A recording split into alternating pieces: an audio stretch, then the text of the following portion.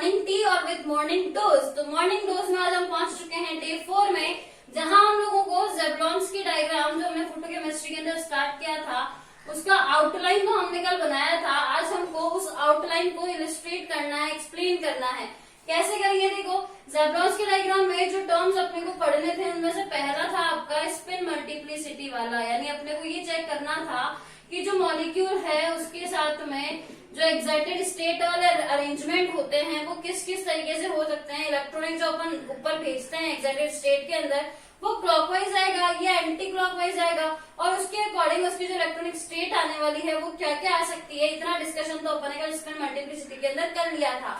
अब जो next discussion अपने पास में आएंगे उनमें पहला तो आएगा अपने पास में एनर्जी कैस्केड। अपने को ये देखना है कि कौन सी एनर्जी के अंदर क्या चेंजेस आने से ये कैस्केड का जो फॉर्मेशन है वो होता है। उसके बाद अपन देखेंगे एनर्जी प्रोसेस की, जब इलेक्ट्रॉन जो है वो नीचे आ रहा होता है, जब आपका एक्साइटेड स्टेट से मॉलिक्यूल वापस आ रहा होता है अपनी ग्राउंड स्टेट के अंदर, तो उसके अंदर कौन कौन से एनर्जी प्रोसेस या यूं कह दें कि रेडिएशन के साथ में क्या क्या प्रोसेस वहां पर अपने हो सकते हैं। उसके बाद लास्ट फाइनल जो अपन प्रोडक्ट बनाने वाली बात कर रहे थे, यानी अपन केमिकल रिएक्शन की बात कर रहे थे, उसके बारे में डिस्कशन करेंगे कि किन किन हालातों में, किन किन कंडीशन के अंदर अपना जो एक्साइटेड स्टेट वाला मॉलिक्यूल है वो जाकर के आपका प्रोडक्ट वाला फॉर्मेशन कर देता है और कब ऐसा नहीं होता है। ये वाला जो टॉपिक हम लोगों ने ऑलरेडी डिस्कस कर लिया था कल के वीडियो लेक्चर में, स्पिन मल्टीप्लिसिटी वाला। यहाँ सिर्फ आपको एक बात ध्यान रखनी है, सिंगलेट और ट्रिपलेट कैसे निकालना है ये तो आप सीख ही चुके थे। अब क्या करना है आपको, एनर्जी लेवल पे अपन कल बात कर चुके थे कि क्वांटम, अपन ने जो क्वांटम मैकेनिकली सिंगलेट अपनी स्टेट थी उससे ट्रिपलेट स्टेट की एनर्जी को ज्यादा किया था।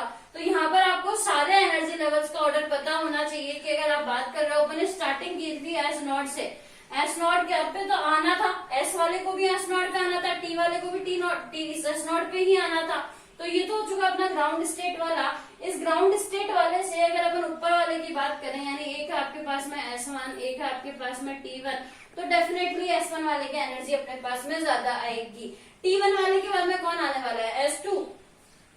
देखो फिर से कौन आएगा आपका, S2 आएगा और T2 आएगा। आप इन दोनों में फिर आप एनर्जी का कंपैरिजन करोगे तो S2 आ जाएगा। पर अगर आपको T1 और T2 के अंदर कंपैरिजन करना पड़ जाए तो उस कंडीशन में भी आपका T1 देन उसके बाद में आपका S2 वाला एनर्जी लेवल आएगा। यानी इस तरीके से आपका एनर्जी लेवल चलने वाला है कि S है, फिर T है, फिर S2 है, फिर T2 है। इस तरीके से ये एनर्जी लेवल अपने यहाँ पर चलने वाले रहते हैं। तो ये एनर्जी लेवल वाला जो डिस्कशन है वो तो अपन ने कल कर ही लिया। आज अपन स्टार्ट करते हैं एनर्जी कैस्केड वाली वैल्यू के साथ में। एनर्जी कैस्केड वाली वैल्यू को अपन किस तरीके से सॉल्व करेंगे, किस तरीके से ये प्रोसेस पे एनर्जी कैस्केड को लागू करेंगे, वो अपन अब लोग चेक करते हैं। एनर्जी कैस्केड में अपने को क्या देखना है कि जो अपना एक्साइटेड स्टेट वाला मॉलिक्यूल था, ये पी स्टार अपना एक्साइटेड स्टेट वाला मॉलिक्यूल था, इसको वापस से आना है अपनी ग्राउंड स्टेट के अंदर। और जो ग्राउंड स्टेट अपने पास यहाँ पर आती है वो ऑलवेज आपकी एस नॉट होती है।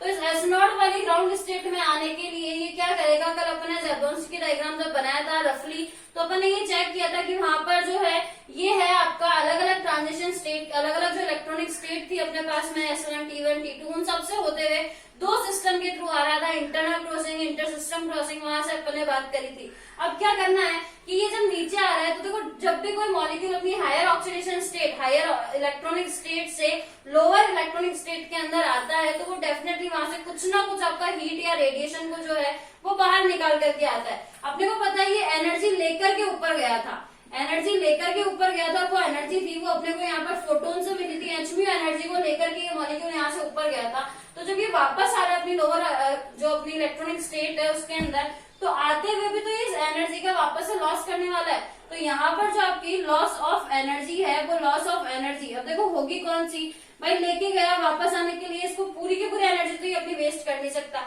लेकिन जो एक्सेस एनर्जी बच जाती है इसके पास में, जो एक्सेस एनर्जी अपने इस मॉलिक्यूल के पास बच जाती है एक्साइटेड स्टेट वाले मॉलिक्यूल के अंदर, तो ये एक्सेस एनर्जी का क्या करता है, इस सीधा सीधा जब आ रहा है उस वक्त जो एक्सेस एनर्जी बच जाती है उसको ये इस तरीके से ट्रांसफर कर देता है। नॉन रेडिएटिव ट्रांसफर होता है, कोई रेडिएशन नहीं होती है, सिर्फ जो बची हुई एनर्जी है, एक्सेस एनर्जी जो है वो ये ट्रांसफर कर देता है एनवायरमेंट को। और एनवायरमेंट को ये किस तरीके से ट्रांसफर करता है, कॉलिजन के थ्रू, टक्कर के द्वारा, कॉलिजन के थ्रू ही आपका ट्रांसफर कर देता है इस एनर्जी को एनवायरमेंट के पास। और वो जो अपने पास प्रोसेस बन करके आते हैं जिनको अपन इस तरीके की वेविंग लाइन के द्वारा दिखाएंगे अभी, जेब्लॉन्स की डायग्राम जब अपन वापस पूरा तरीके से बनाएंगे उसके अंदर अपन ये वेविंग लाइन दिखाएंगे। ये जो वेविंग लाइन होगी ना, ये आपकी यही वाइब्रेशनल कैस्केड, एनर्जी कैस्केड के अंदर जो कैस्केड अपने बनने वाले हैं वो है आपके वाइब्रेशनल कैस्केड। तो ये जो वाइब्रेशनल कैस्केड है इनको दिखाने के लिए अपन इस लाइन का यूज करेंगे।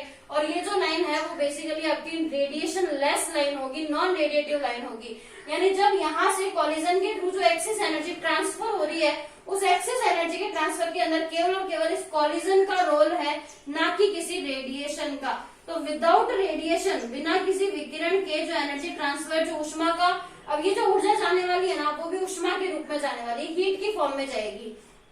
तो हीट के फॉर्म में जो ट्रांसफर होने वाला है वो रेडिएशन लेस ट्रांसफर होगा। रेडिएशन लेस ट्रांसफर का कारण ये कॉलिजन रहेगा। और ये कॉलिजन क्यों होगी? क्योंकि एक्सिस एनर्जी उस मॉलिक्यूल के पास बची हुई है और उसको ग्राउंड स्टेट में आने के लिए अपनी एनर्जी को पूरी तरीके से खत्म करना पड़ेगा। होता है ना, घमंड पूरा चूर चूर हो जाएगा ना, उसके बाद ही इंसान धरती पे आके गिरता है। वही वाली बात है यहाँ पे।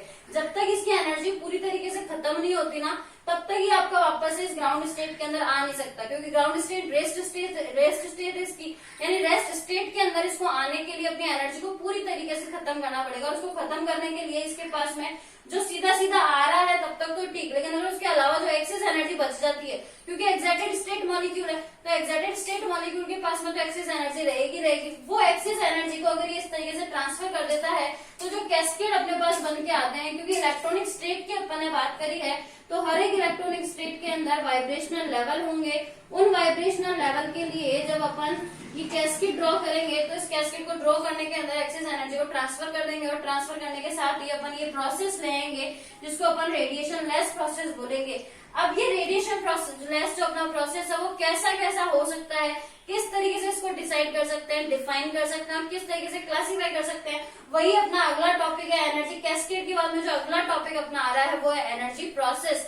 तो एनर्जी प्रोसेस अब अपन लोग कर लेते हैं। चल, एनर्जी प्रोसेस अपना अगला टॉपिक आ रहा है। एनर्जी प्रोसेस में अपने को क्या करना है? एनर्जी प्रोसेस में अपन ये बोल रहे हैं कि ये AB मॉलिक्यूल है, एक्साइटेशन दिया, एक्साइटेशन देकर के ये पहुंच गया आपका एक्साइटेड स्टेट के अंदर। तो एक्साइटेड स्टेट में पहुंचने पर जब ये वापस आ रहा होता है तो इसके साथ दो तरीके के प्रोसेस होते हैं।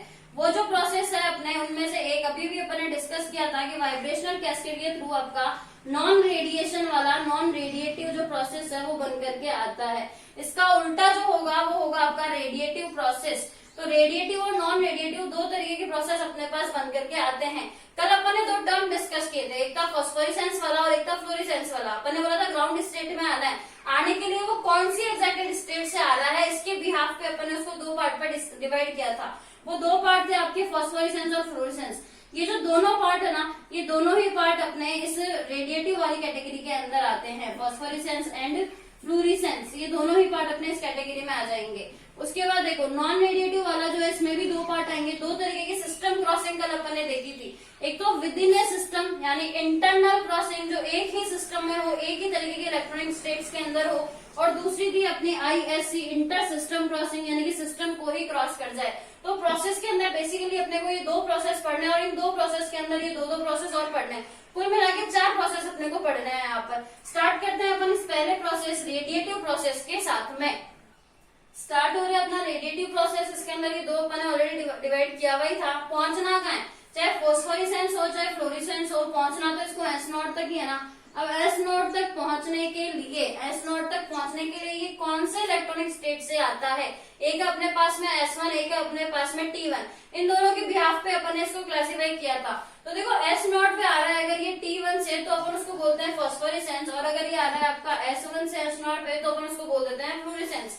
ये तो सिर्फ एक जनरल सी चीज है कि जेब्लॉन्स की डायग्राम से पता लगाना चाहते हो कि ये फॉस्फोरेसेंस वाला प्रोसेस है या फ्लोरेसेंस वाला प्रोसेस है, तो इस तरीके से पता लगा सकते हो। और ये जो दोनों ही जो प्रोसेस है वो रेडिएटिव प्रोसेस है, यानी इन प्रोसेस के अंदर रेडिएशन जनरेट होती है। जब इलेक्ट्रॉन अपनी हायर इलेक्ट्रॉनिक स्टेट से लोअर इलेक्ट्रॉनिक स्टेट के अंदर आता है तो थ्रू रेडिएशन के ट्रांसफर होता है, जिसको अपन ने इन दो पार्ट्स पे क्लासिफाई किया है। अब देखो कल मैंने आपको एक जनरल सी डेफिनेशन बताई थी और ये बताया था कि बेसिक ये है इस फोटोकेमिस्ट्री का कि एक मटेरियल है, उसके ऊपर आपने Hnu सनलाइट डाली है और सनलाइट डालने के बाद में जो लाइट सोर्स आपने उस पर लगाया था उसके बाद में वो चमकना स्टार्ट कर देता है। और जैसे ही आपको लाइट सोर्स वहां से हटा देते हो, उसकी जो चमक है वो खत्म हो जाती है। एक तो इस तरीके के मटेरियल थे और दूसरे इस तरीके के मटेरियल थे जिनके अंदर चमक थोड़े टाइम तक बनी रहती है, इस तरीके के मटेरियल थे। वो दोनों यही मटेरियल है। अगर मैं बात करती हूँ फ्लोरेसेंस की, तो इनके अंदर जैसे ही आप लाइट सोर्स को हटा लेते हो, लाइट सोर्स को आपने रिमूव कर दिया, तो उसके बाद में इनकी जो शाइन है वो खत्म हो जाती है, ये चमकना बंद कर देते हैं। जबकि यहाँ अगर आप लाइट सोर्स को हटाने के बाद भी, लाइट सोर्स को आपने हटा दिया, उसके बाद भी इनके अंदर जो शाइनिंग है वो बरकरार रहती है, थोड़ी देर तक इनके अंदर शाइनिंग रहती है, चमक रहती है। ऐसा कैसे हो गया? इस सवाल का जवाब मैंने आपको बोला था मैं दूंगी, तो इस सवाल का जवाब देखो, S1 S0, S1 यानी कौन सी? सिंगलेट, और S0 भी कौन सी है? सिंगलेट।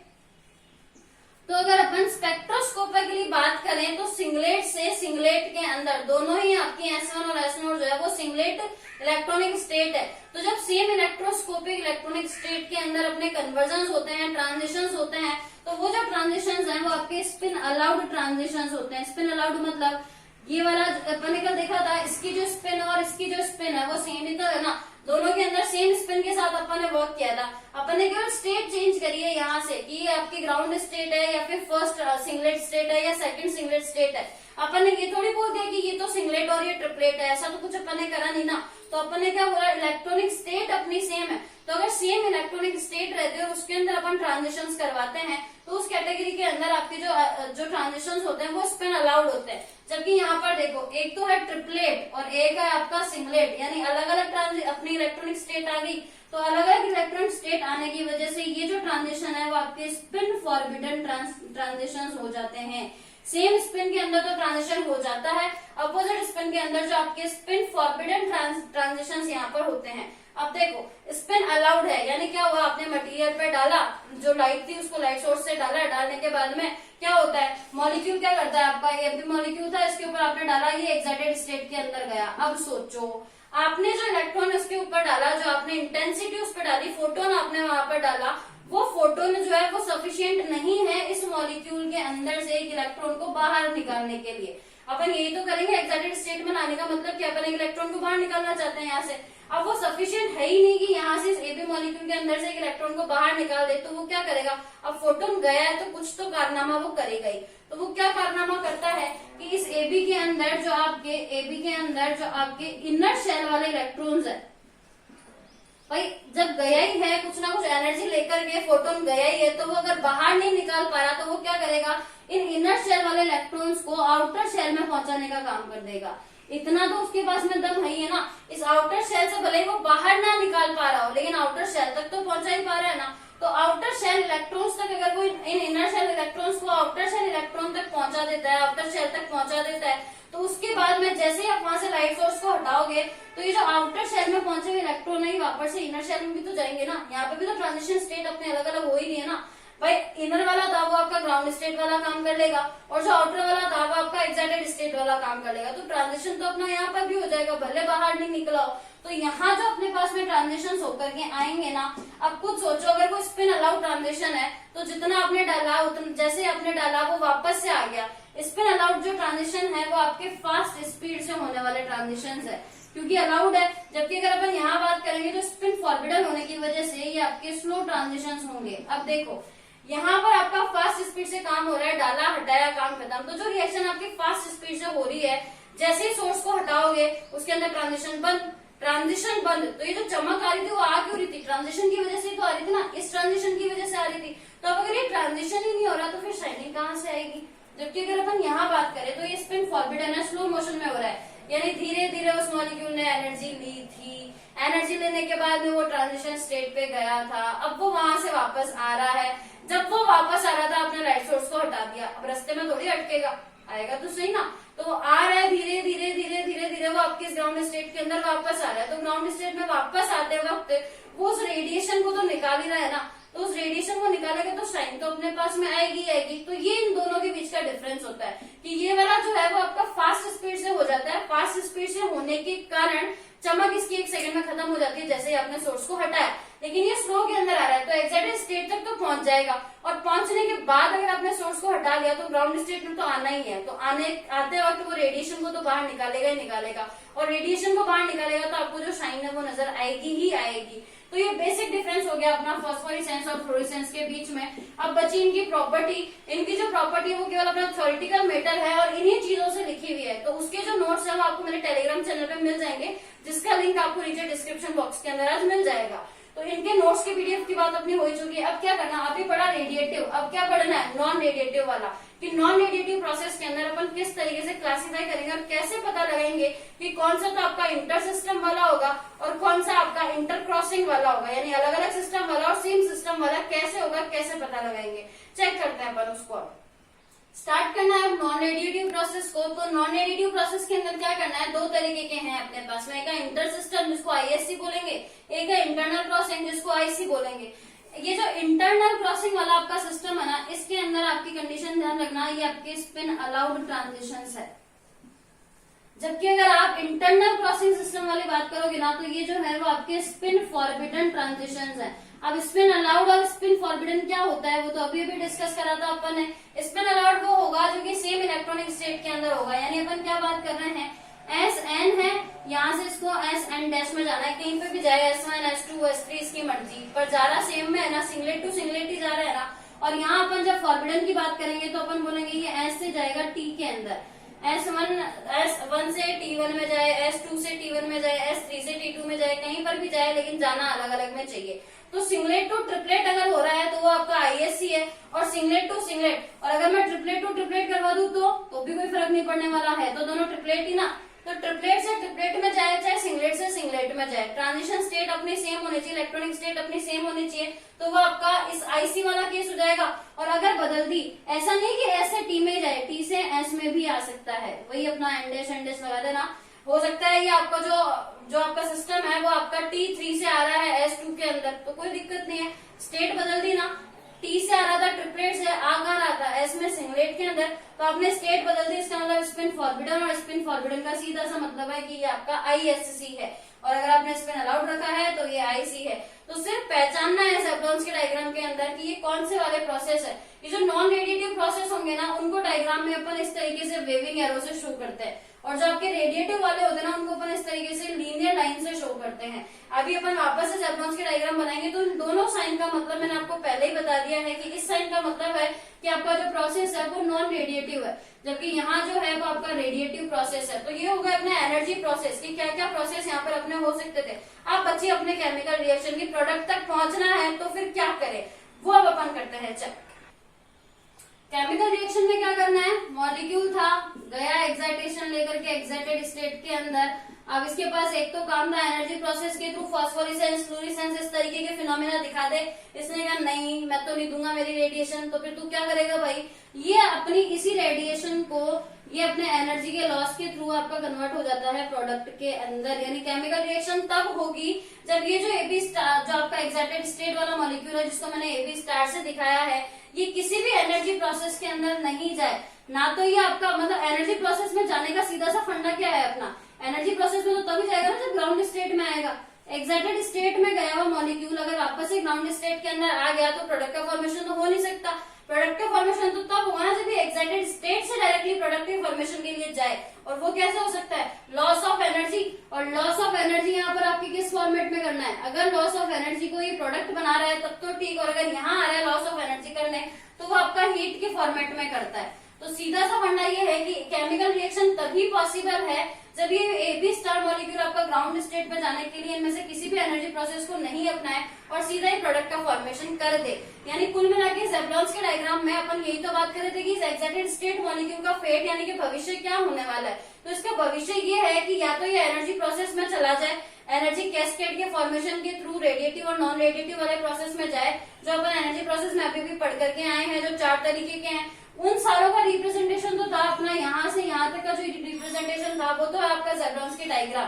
पर अगर ये लॉस ऑफ एनर्जी को करना चाहता है, एक्साइटेड स्टेट में गया वापस ग्राउंड स्टेट में आएगा तो सही, लेकिन ग्राउंड स्टेट में आते वक्त इसने अपनी एनर्जी किसी और प्रोडक्ट के अंदर कन्वर्ट कर दी, एनर्जी का कन्वर्सेशन हो गया यहाँ पर। एनर्जी को अपने को पता है एक फॉर्म से दूसरे फॉर्म में अपन चेंज कर सकते हैं, तो इसने अपना प्रोडक्ट बनाने के अंदर उस एनर्जी को काम में ले लिया, उस कंडीशन में यहाँ पर आपको केमिकल रिएक्शन देखने को मिल जाएगी। तो ये सीधा सा फंडा हो गया अपना केमिकल रिएक्शन का।